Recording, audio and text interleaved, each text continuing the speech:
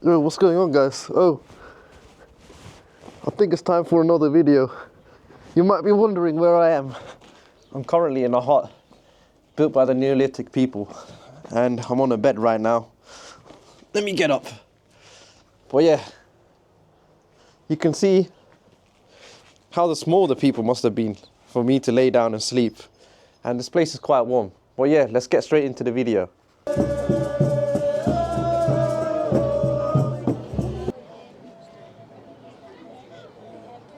Welcome to the first episode of a series where we'll explore some of the UK's famous and mysterious stone circles, from Stonehenge to Avebury Henge and its stone circles to the Nine Ladies in Derby, and even Fairy Glen in Scotland. We'll be diving into the history, myths and mysterious surrounding these ancient sites. Salisbury, England, home to one of the world's mysterious man-made building sites, a circle of towering stones built around 5,000 years ago, yet still holding countless of secrets. Sought by many as a religious site, by some a time travel device, and by other people they might even think is an ancient time calendar. But to my understanding, I've a feeling this might be a time teleport device. But today it's known as Stonehenge. Its purpose may be debated, but one thing is clear. This amazing monument has certainly impressed archaeologists and tourists around the world for centuries.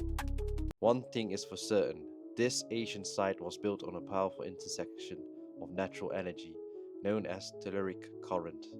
These electrical currents that flow through the earth are generated by various natural processes, including the movement of groundwater and Earth's magnetic field. I don't think many of you viewers know this kind of information, but here we are. These telluric currents are often strong at certain locations on the Earth's surface, whereas energy flows are concentrated. Many believe they create energetic pathways. Sometimes they are referred as the ley lines. Stonehenge, like many other famous sites around the world, sit on one of these energy points.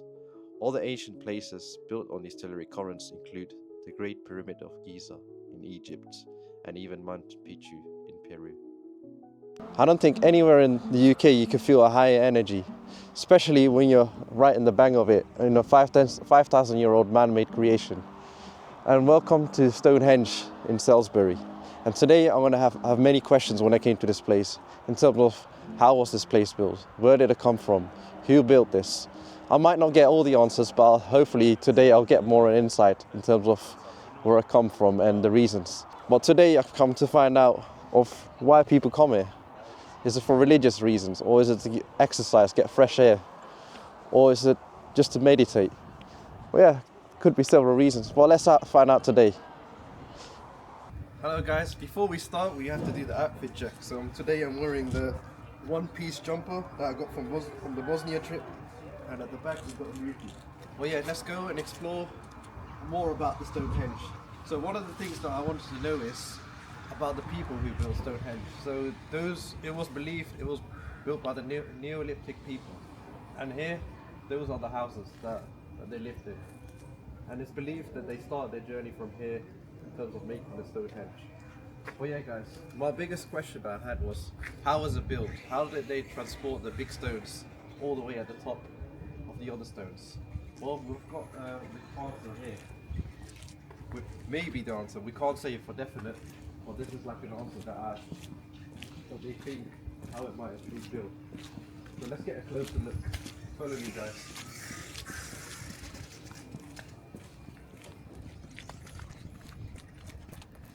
So this is quite a big surprise for me, because I would never have imagined people from 5,000 years ago, before this, like after the Stone Ages, because this was during the Stone Age period that was believed to be built. Stone Age, Neolithic Age period that people built the Stonehenges.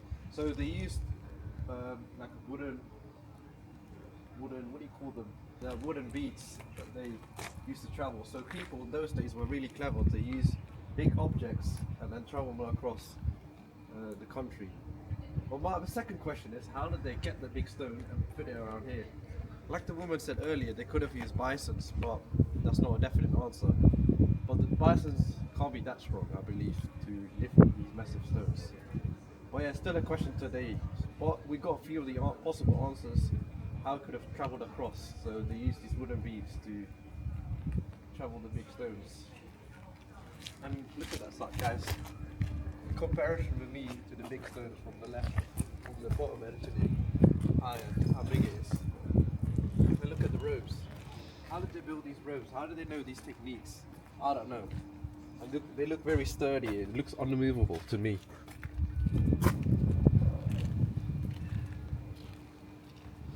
But yeah, some of these questions will always remain a mystery for me. Will we find out? I don't know. Only time will tell. But yeah, this is why it's very important to reserve history in terms of the things you learn at school and to pass it on to your kids. But yeah, let's get to learn more about the Neolithic people, how they lived it. And here some more information about the stones that if you want to know more about. And here we have a timeline, like I said earlier, when the time of the Stone Age, where it was lived. Well, yeah, let's get a closer look.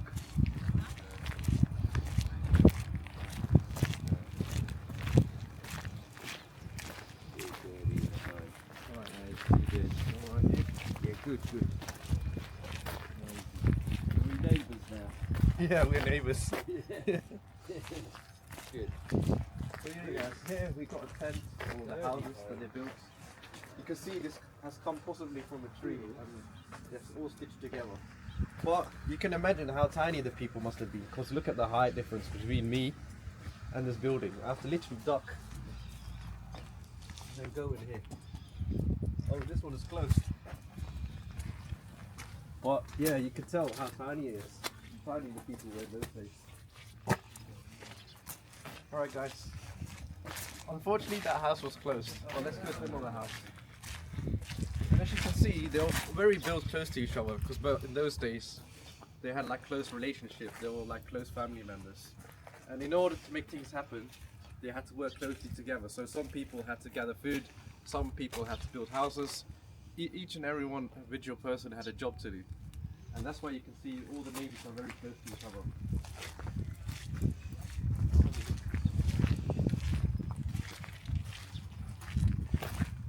Should I come in? As you can see here, this house is a lot bigger than the other ones, and there's a lot of space. But this is how they used to live in this small little tent. And you could have imagined in those days how cold it must have been with no heating. So my question is, how do they warm up this place? I don't know. I need to do a bit more research. But yeah, those are questions are running through my head. But yeah, look at the ceiling, guys, how it was built. For woods and grass and a mixture of everything to keep this place dry. And you can tell how smart people must have been. And they even had racks to put their stuff in, so it could be anything, tools, clothing. So people in those days were quite smart to build these kind of things. This is patchy, I believe, the wording to make this. But yeah, these kind of huts still exist if you go to different countries around the world. If you go India, more rural areas. So this technology is still passed on to all the generations around the world. But yeah, let's move on and explore different parts of the Stonehenge area and its people, of the Neolithic people. As you can see here, they even had like fencing to keep the area private, or maybe to keep the animals that they look after. So yeah, those people were quite smart. But yeah, this is just a small insight of how the Neolithic people who built the Stonehenges, of how they lived, how they could have lived, because this is not a real structure. This is like how the geological scientists think it might have been looked like. So this is not an actual construction. This is just the demo version of how it could have looked like. But yeah, these are things you can visit at the Stonehenge place if you come in. So now you've learned a bit more about who have built the stone circles, which are the Neolithic people. I want to give you a timestamp in terms of where we are of when it was built. So let's go all the way back to the Stone Ages. So first we have the Stone Age, then we move on to the Neolithic Age, Then we move to the Bronze Age, and then we move on to the Iron Age. And then in terms of the modern times, it's also called the ancient history, and where the Greek people were that came to ancient Britain, and the Romans. So here you have kind of an idea of where we are in terms of the timestamp, and where the Neolithic people were based in terms of the time scope. But yeah, here we are in terms of the time scope. What's going on, my people? And right now I'm at Stonehenge at the heart of Salisbury. And we've come to commemorate the annual Equinox Day, where it marks the start of autumn and the end of summer. And people come here to gather for various things, for meditation. Some people exercise, and some people pray for religious reasons, as you can see here. But I can feel the energy already of the telluric currents. Right now it's 8 o'clock in the morning, and then I arrived here at 7 a.m. But yeah, let's get to find out and talk to more people why they come here, what they feel special about this place, and what is being celebrated around this area. I forgot to tell you guys, but this is the only time of the year, well, not the only time, the second time of the year where you can come close to the Stonehenges, at the centre of the Stonehenges where the stones are marked. Because normally around the normal time of the year, you're not allowed to come this close to the Stonehenges, and you have to go all the way to the outside and enjoy the view from there. But yeah, here you're given the opportunity to come here, get close to the Stonehenges, see the Stonehenge samples, like in terms of the stones, how they look, and get a feel for it and get the energy. So yeah, I will highly recommend to come and experience this place, because you can feel the energy from the music, from the currents, from the weather. So yeah, check out what's happening. And people come here dressed up for the occasion in ancient or Neolithic clothing, I believe. Or it could be pagan clothing, I'm not sure what kind of clothing they wear, the attire, after I find out for myself. But yeah, here you can see some few people with some clothing. I don't know if it's religious or pagan related.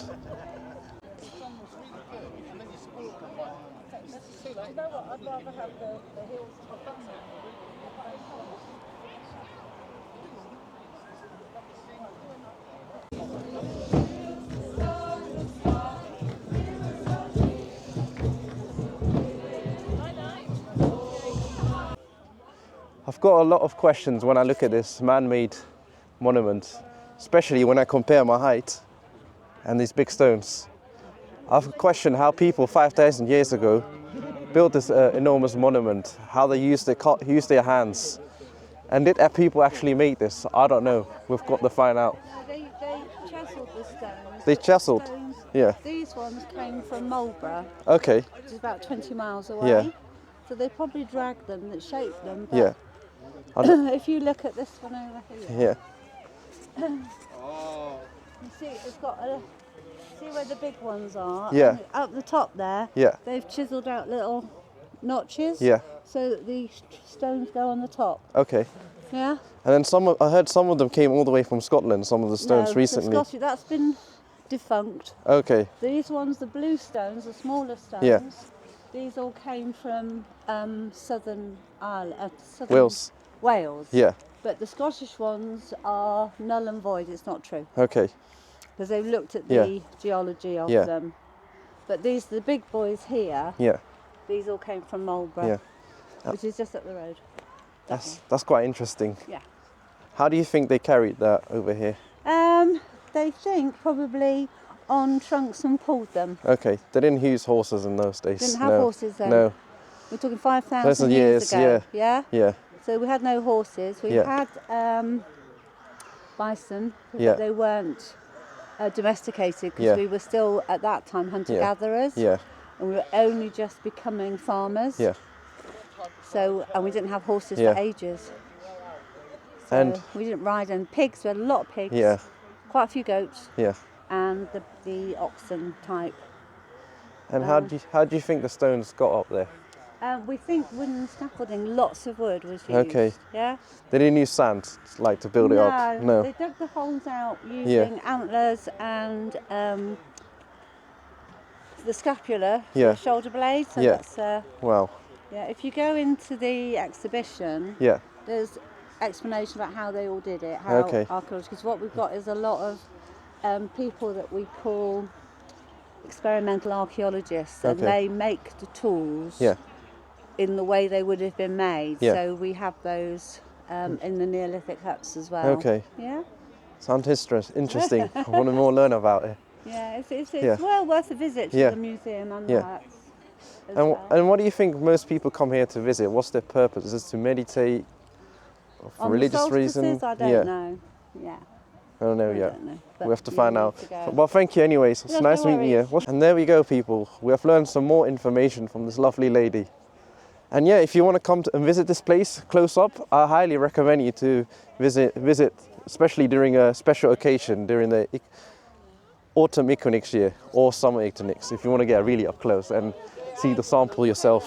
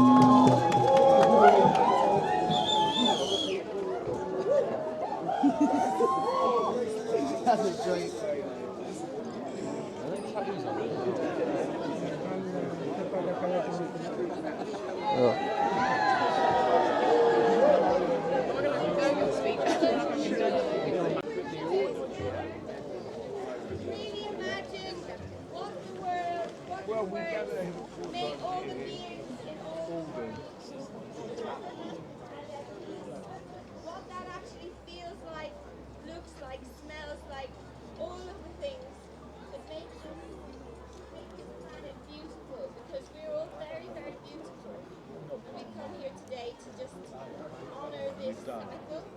But the cycle has been gone a little bit wobbly, so we can actually all, through ourselves and through our intention, bring that.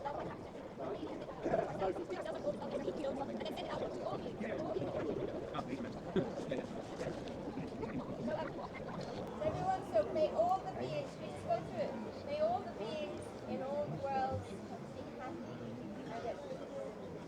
May all the beings in all the worlds be happy and at peace. May all the beings When we talk to you do now. and at peace. And it's not just words, really, really being in what is that. Guys, I've got to warn you, it's quite a long walk, but if you come on time, you can catch the shuttle.